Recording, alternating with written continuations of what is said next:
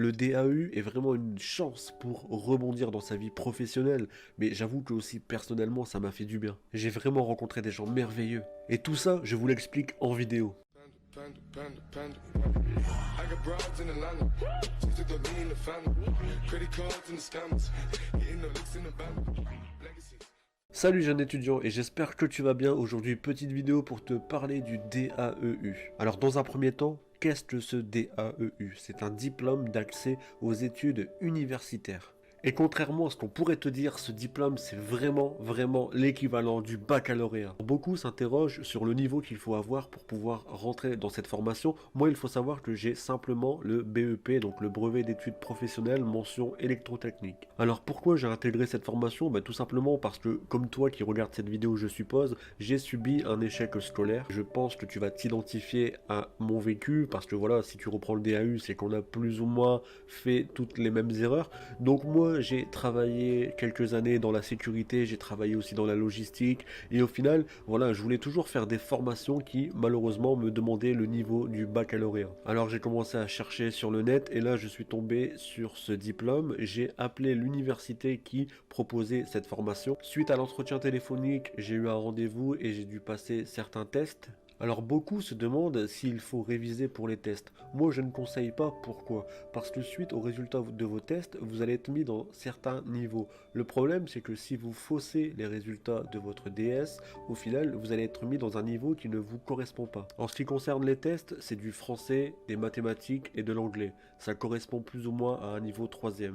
Après avoir passé les tests, j'ai dû faire un choix. Soit je prenais le diplôme littéraire ou soit le diplôme scientifique. Sans vous mentir, j'ai essayé un peu les maths et ça a été très compliqué. Maintenant, ce qui est compliqué pour moi ne le sera pas forcément pour toi. Je te dis pas de pas faire le scientifique. Pour moi, personnellement, j'ai pris le littéraire, j'avais français, j'avais anglais, j'avais PMC, donc problème du monde contemporain, et j'avais informatique. Alors pour toutes les personnes qui pensent que le DAU est assez simple, renseignez-vous sur la formation parce que vous n'allez pas être déçu du voyage. Rien n'est compliqué, il faut juste s'investir, bosser, travailler et être assidu. De toute façon, quand on voit le taux d'échec, c'est beaucoup d'abandon. Si vous pensez que le DAU est au final une alternative pour avoir le baccalauréat sans trop se fouler, vous allez voir quand vous allez faire du français et de l'anglais, honnêtement, vous n'allez pas regretter.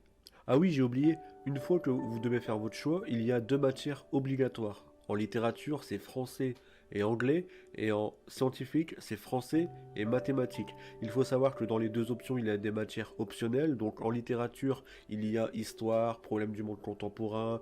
J'ai déjà vu qu'il y avait du droit, parce qu'en fonction de l'université où vous êtes, les cours ne sont pas pareils.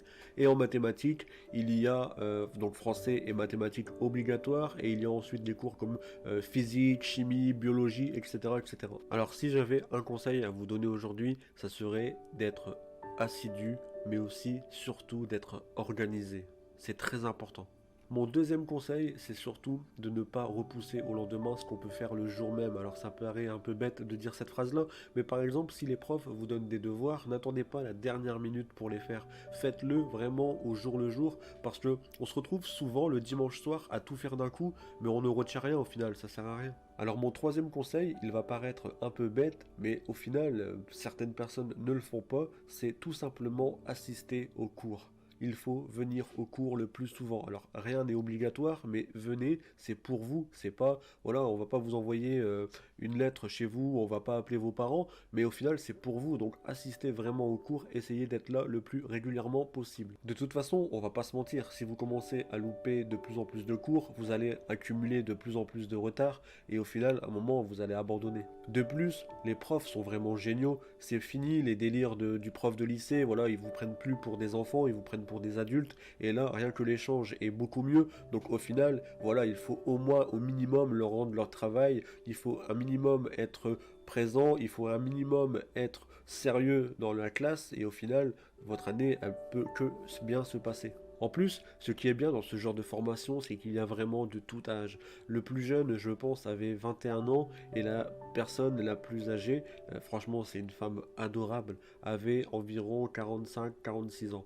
Mais honnêtement, on est tous ensemble, on partage tous nos vécus, et honnêtement c'est vraiment une expérience extraordinaire. Je voulais aussi vous donner un dernier conseil, c'est de trouver son binôme. C'est important de trouver quelqu'un avec qui travailler.